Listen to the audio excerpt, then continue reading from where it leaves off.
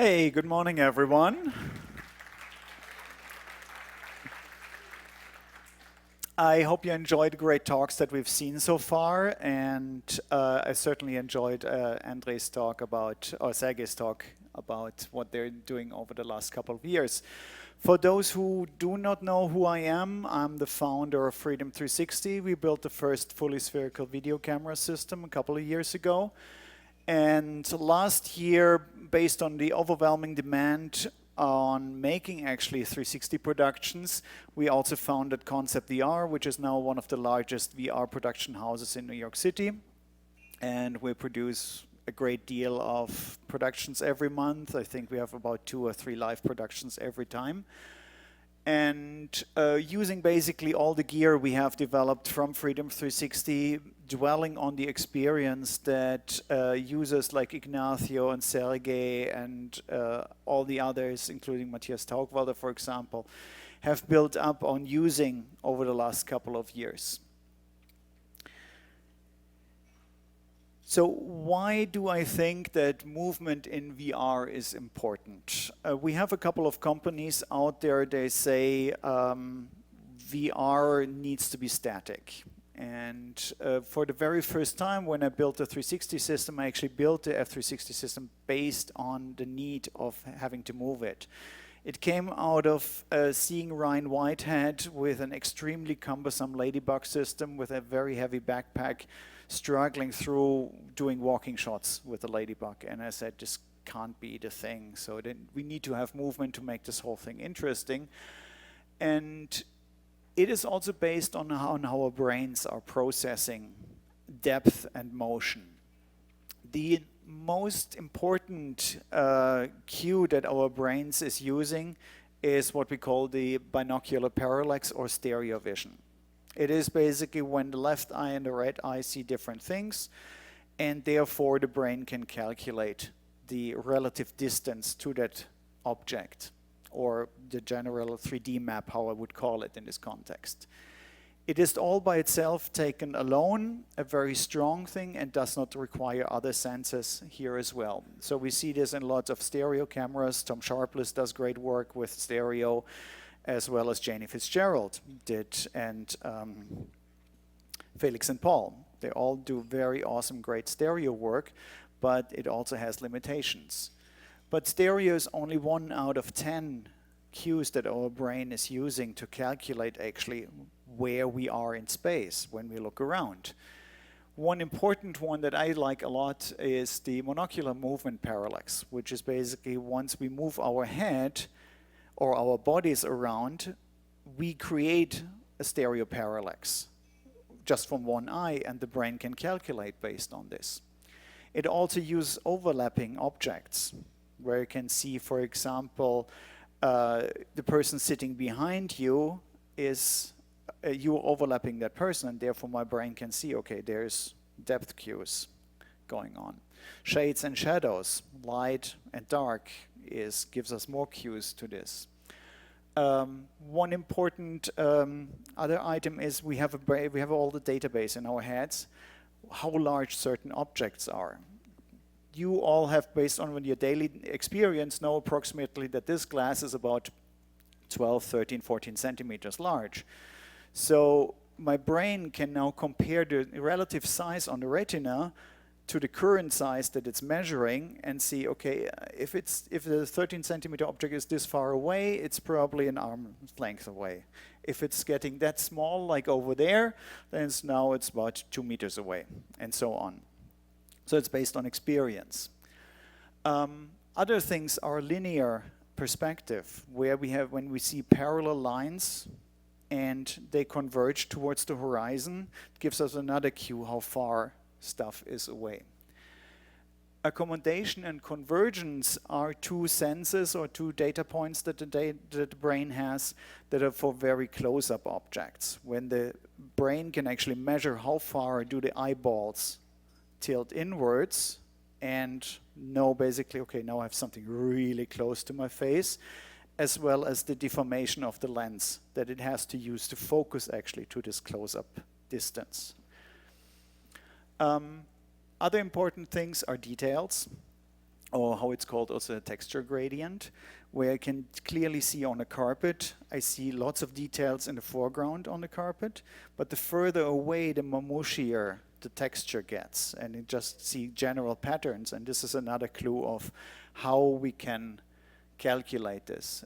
This is also one of the effects that with the fake tilt shift photography that we're seeing, that we're messing basically with the perception of the brain, is where we see something that doesn't have enough texture in it, therefore the brain thinks it's on a different plane. That's why tilt shift photography works in a certain sense. Aerial perspective, or generally haze, is another thing, is when stuff gets just lower contrast, we generally regard it as needs to be far away in general. So all of those cues are building a 3D map in our brain, and I think should be used in the context of movement and VR, because they give us a very rich experience on how the world is around us.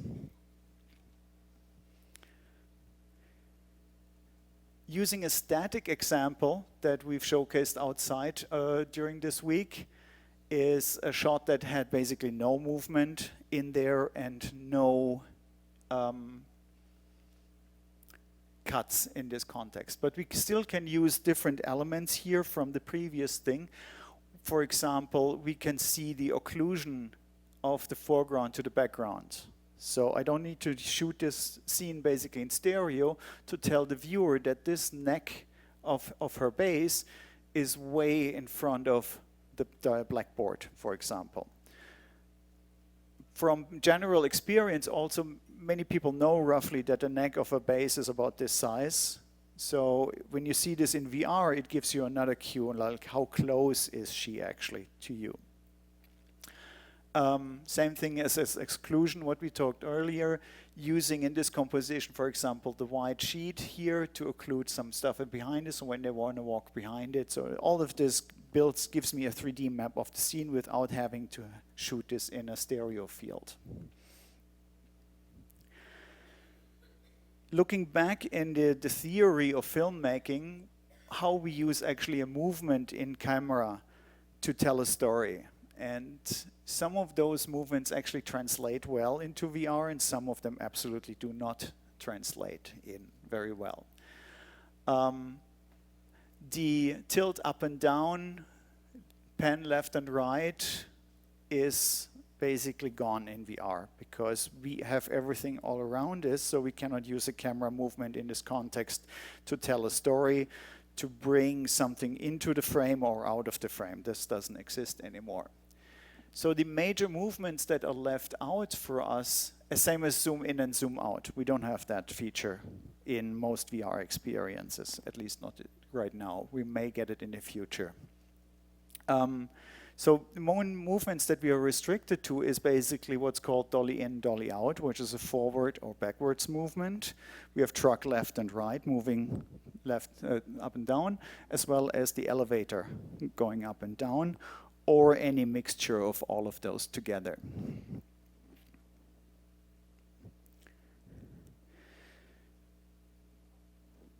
Those are some examples what has been done over the last couple of years to how do we actually execute those motions. And some examples from AirPano, from Matthias Taugwalder, from Gerald Donovan's team, from Dubai 360. Ignacio does a great deal of camera motion, as we've seen yesterday, as well as, for example, the team from Henry in London at Visualize. So all of those are examples that were done over the last couple of years and showed us a great experience, how exciting it can be to move in VR. The very first one, or an early piece that Matthias Taugwalder did, was a helmet cam mount at the Lauberhorn run. And generally, I'm not a huge fan of moving a camera on a helmet with the person, because it sort of simulates a first-person view, in my opinion. But it has a technical challenge that is related to that humans are not chickens. If you look at camera stabilization chicken on YouTube, you notice that when you take a chicken and move its body in space, the head will stay perfectly at the same spot in 3D. Humans can't do this, unfortunately. And if you watch helmet cam, I'm sorry about that, footage, you notice small twitching movements around. And those small twitchy movements translate not well in a VR experience, because it is a movement that your brain cannot predict and calculate. If I have a slow-moving movement in VR, my brain can accept, okay, I'm moving slowly in VR, or I'm moving fast in VR. But if I have those tiny movements in there, there's an input mismatch from the inner ear to the eye, or the visual cortex, and the eye sees, oh, there's something is moving, but the inner ear does not give the same feedback to it. So as soon as the brain has two different inputs, it gets angry, and you get motion sick. That's sort of like the input. So why the Lauberhorn run was actually successful in this context is because the athlete had to do one thing, just go down the hill on skis very fast. And if you go down the hill very fast, you cannot look anywhere. It's not a sightseeing trip. You go down the mountain. He had to just focus straight on where he's going, and he held his head very, very still. Not perfect, but still very good. So it was a very exciting experience, because he won actually the Lauberhorn run years before, and he finished, I think, only 6 seconds slower than the actual winner that year. And he said, well, I could have been faster if I didn't have that stupid red camera in my head that I had to carry, as well as the camera on my head. So it was a very exciting thing, and it also showed the viewer how exciting it is to go fast downhill on the skis. Another motion that's still in the family of body-attached camera holders is what Ignacio and I developed over the last couple of years, is what we call the dead parrot, or the shoulder mount. It works only in situations where you are moving forward in a way that you don't introduce additional bounce into the motion. That's why I said, if I have those small twitchy motions, we will really want to avoid them.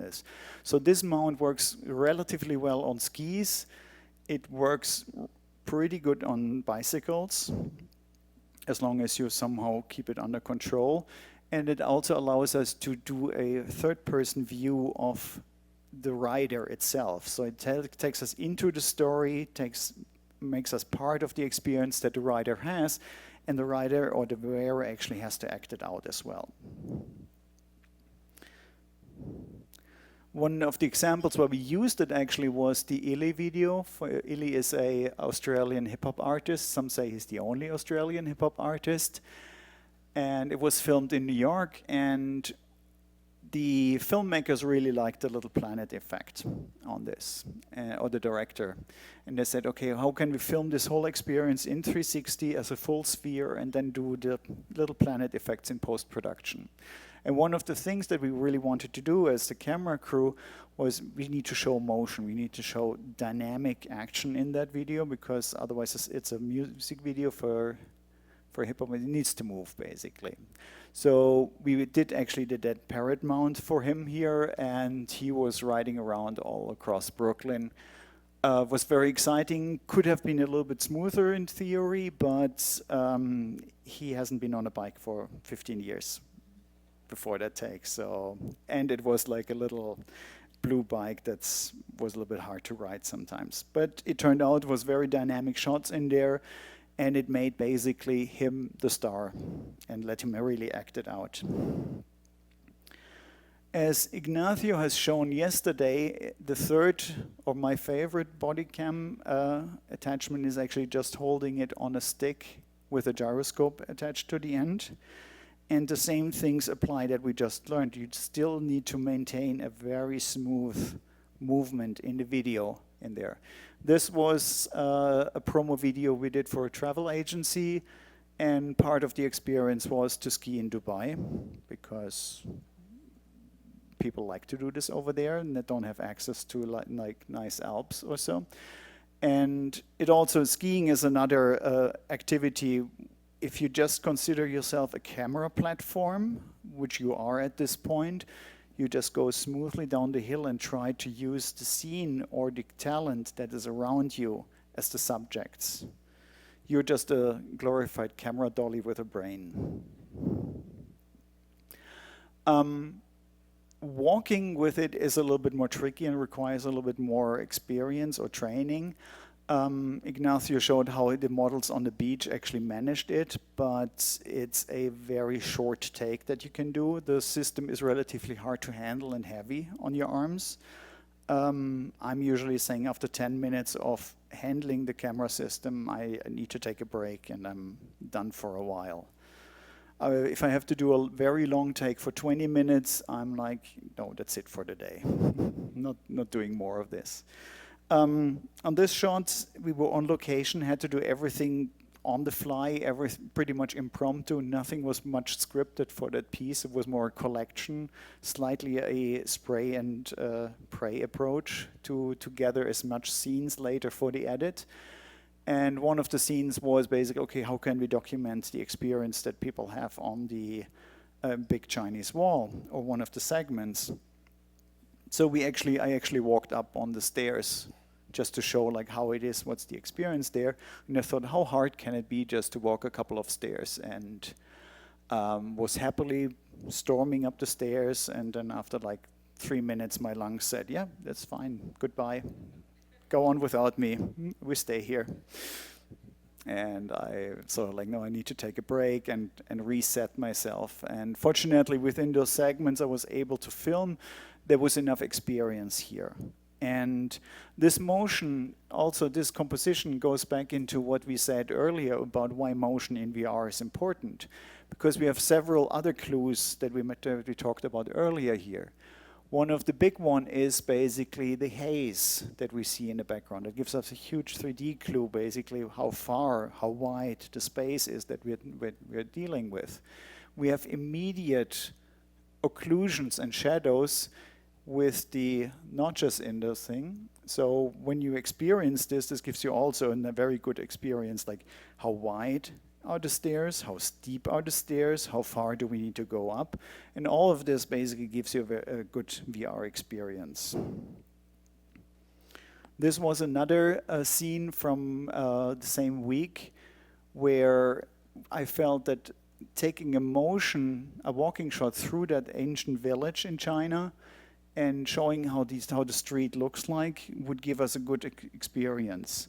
Some of the doors that we saw here were actually open and lit inside. There were people inside as well, so giving a good left and right depth to the shot, while using the linear perspective of having a very straightforward framing of the VR, basically the left and right, here acts sort of like as a rail going forward, giving me some distance. How far do we go actually in this scene?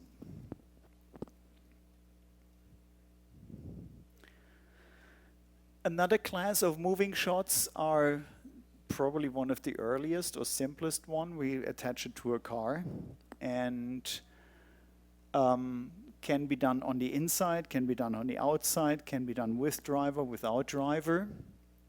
So for this example, we were in Dubai and had to film a segment about an experience called dune bashing, where you take these overpowered SUVs, you deflate the tires, and the driver just goes crazy on the dunes as fast as possible.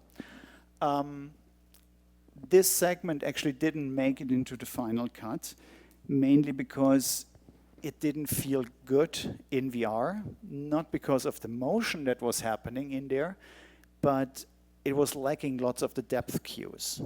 The sand on the day, because we shot roughly midday, had very little shadows.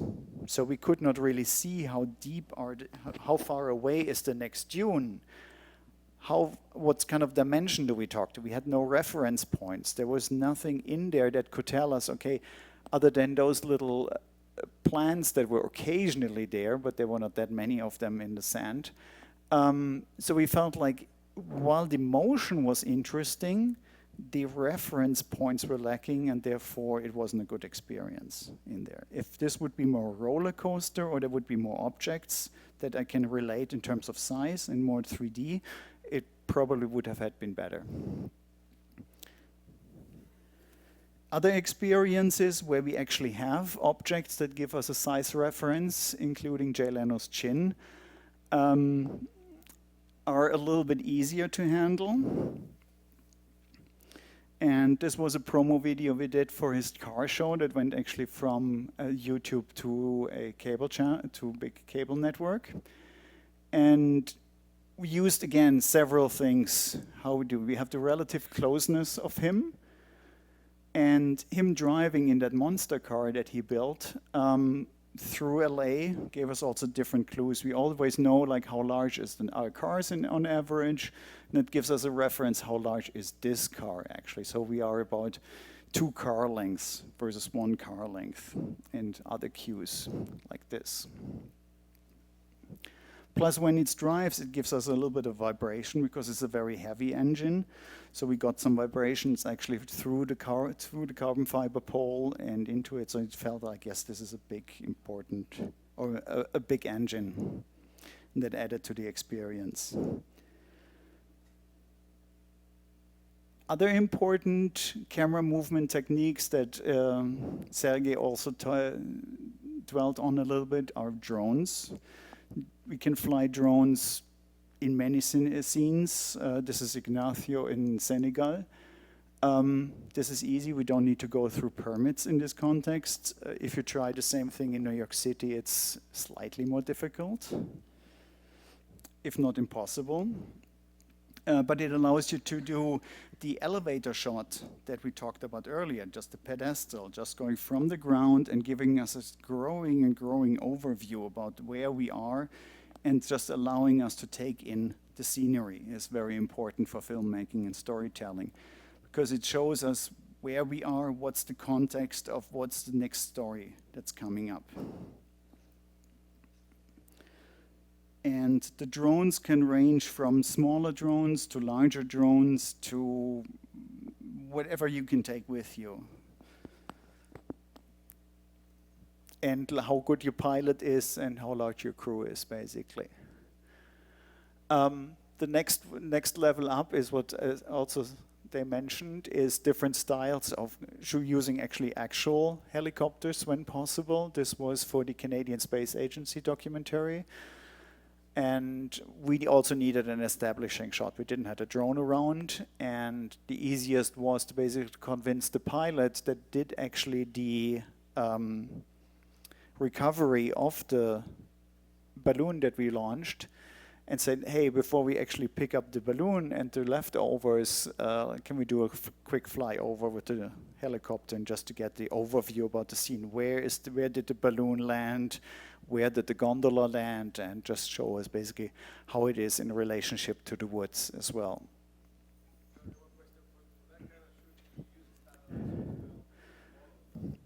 Yes, so at the end of this pole, and this is not fully extended, here is also a gyroscope at the end. So if you attach anything to a helicopter, there's a very strong vibration happening, so you need to use your body basically to decouple any sort of vibration that's coming from the helicopter engine into the camera system.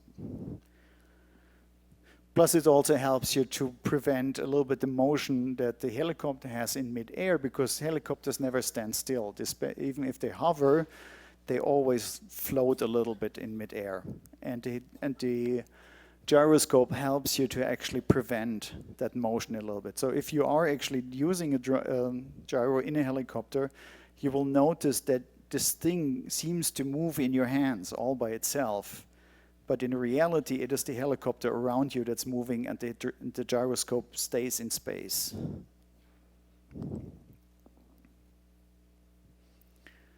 And last week, Matthias Taugwalder decided to let's see how more stable we can do a helicopter shot. So his team actually built a torpedo that weighs probably 300, 400, 500 kilos and floats about 50 meters under the helicopter. And this gives a super stable 360 flight that they used for the Gotthard 360 documentary. Also, the aerial is also used here as an establishing shot to show where is the Gotthard tunnel in Switzerland. and then leading up to the story of, okay, now we take a VR experience through the 60-kilometer tunnel under it. And the results were actually extremely good. I was very impressed by how nice and stable that shot was. For Sergey, probably it doesn't travel well.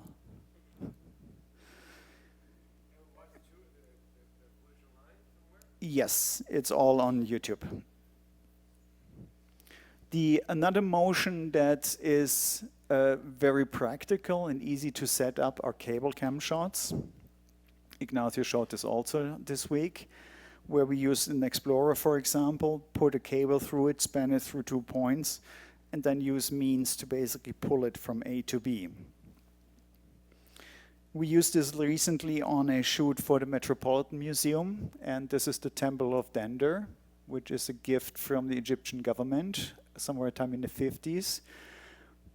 And the museum built basically a great hall just for this temple.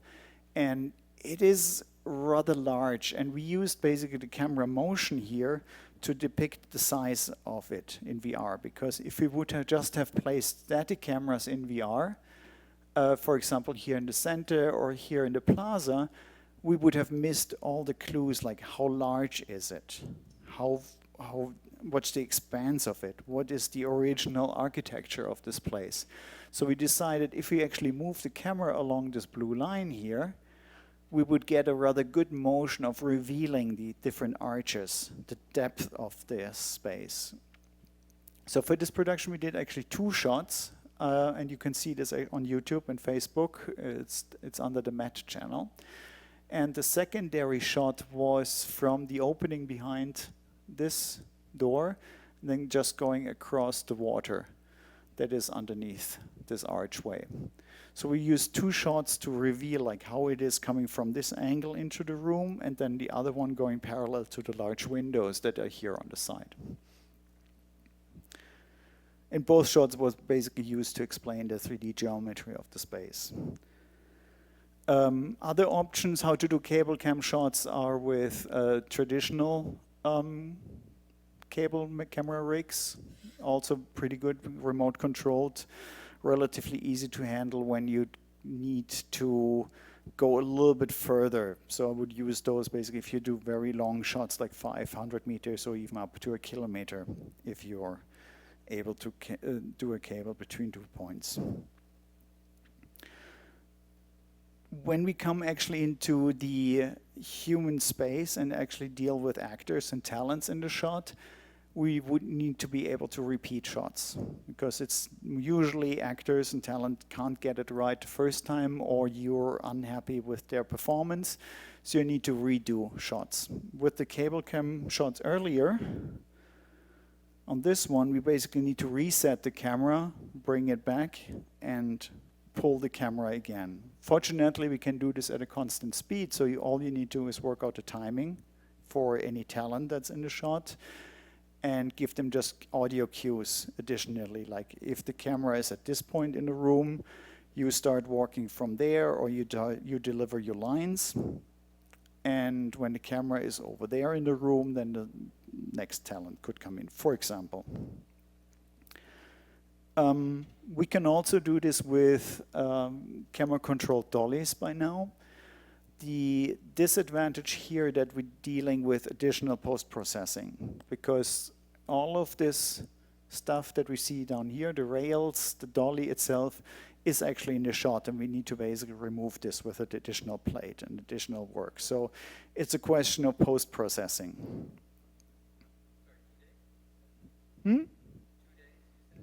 2 days? It depends on what.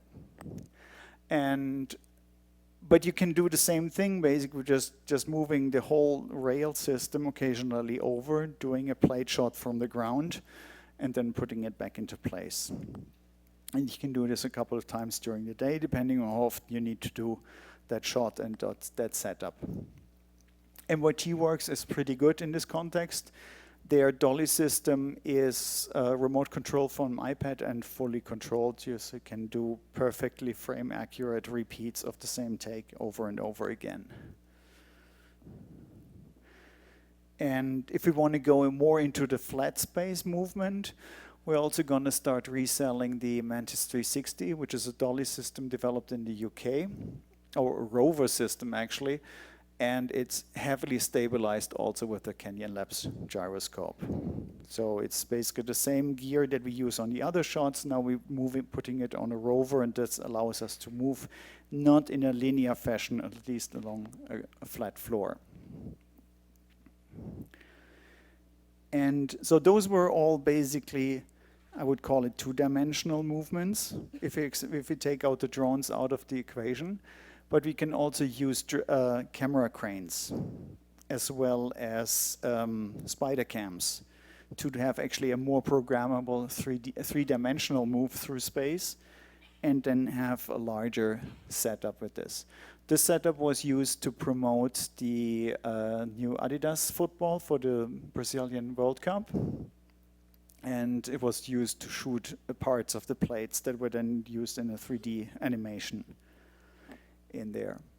And the spider cam is attached to 4 long cables along the line in a stadium, and allows you to do up to certain levels. So you do your elevator shots as well as your plane shots, and move freely around and follow certain subjects, as well as change height of the camera.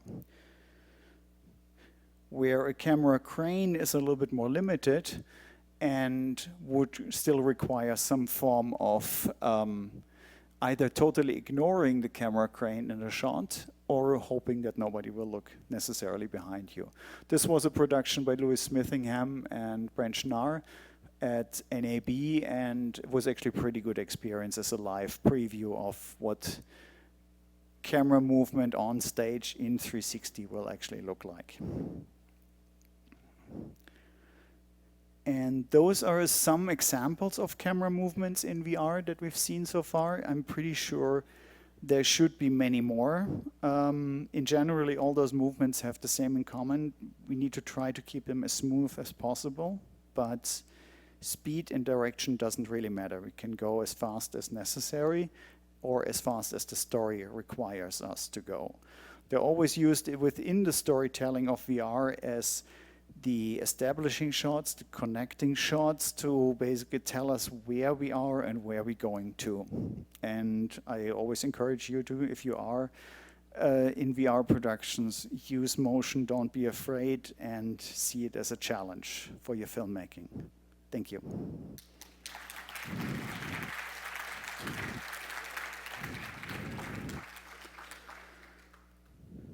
Okay, any questions?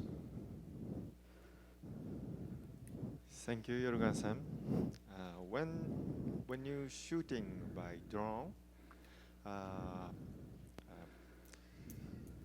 how was stabilization used, in particular face to sky? So the question is, how do we stabilize a drone shot? Yes. And my preferred method at the moment was to use a heavy drone and use the drone itself as stable as possible. So when you fly, actually, I would not try to fly against the wind. I would try to just have the whole drone drift with the wind, not to put additional forces onto the drone itself. Sometimes that's possible. Sometimes you just have to fly in a certain direction. Sergey just showed a very lovely little stabilizer that they developed to help with the little twitchy motions of the drones that are always induced in there, but we can also do a lot in post by now. Have you rigged positional sound recording devices to small rigs? Positional sound in VR, yes. You can attach additional binaural microphones to the rig itself or to the pole under the camera. There's lots of hiding spaces for it.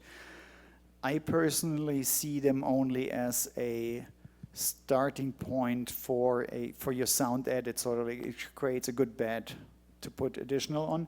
I prefer to rely more on point sources that I place across the scene to get as much as distinct sounds in there as possible, so the sound designer has a chance to go in and sort of like help with the directionality of the sound, because a binaural microphone has only so much, I would say, audio resolution that you have in there, and having additional sources from far away or further away gives me a clearer signal from that, as well as an easier way to position that in the sound mix as well. But it's always like, what do you have on set, and use as much as you can. And in the worst case scenario, you have to go back to the GoPro sound channels. Right here. In the beginning, you mentioned different cues that we use for motion, and as you know, sometimes there's a lot of motion sickness from certain movements. What do you think about the new, it's the Interim by Samsung that stimulates the inner ear to fool you into perceiving rotation or motion? Yes, that is basically comes back to the missing data that the brain needs to calculate certain things. We talked earlier about how if you have a visual cortex input mismatch to the inner ear mismatch, and the additional audio cues seem to really help you to stimulate the inner ear and give me that missing input. But in general, motion sickness comes more from the small motions that cannot be predicted rather than the large motions. Joergen, are you aware of any experiments with what you might call non-physiological motions in VR, such as zoom, to purposely disorient or change the perception of the subject? And if not, do you foresee any future for such things? I do foresee a great future for this, for the whole field of horror movies in VR. Where we're doing this unexpectedness of where stuff are in VR is really going to play a great deal with, like, I did not see that monster coming from behind me, or didn't really hear it until the very last moment. Yeah. With the kind of apparatus that you showed us, which would you say is the most versatile and recommended as, say, the first to get into? First to get into, I would still say the Ricoh Theta, just to experiment. Most versatile, probably F360 Classic at the moment, because it gives you full sphere at 6K 60, but it requires a certain amount of training as well as stitching skills with it. So it is not the super easiest rig to deal with, but the color software and the video stitch software have proven actually to be very reliable in this context. And recently it has become industry standard actually in Nuke as a stitching template as well. Other rigs, there are plenty of other rigs. Each rig has its own purpose. Each rig has its own flavor and use. And I cannot say there's one rig to do everything. Does not exist at the moment. It is a mixture between different things that work in certain situations. Okay, thank you very much, Joergen. Yep, thank you.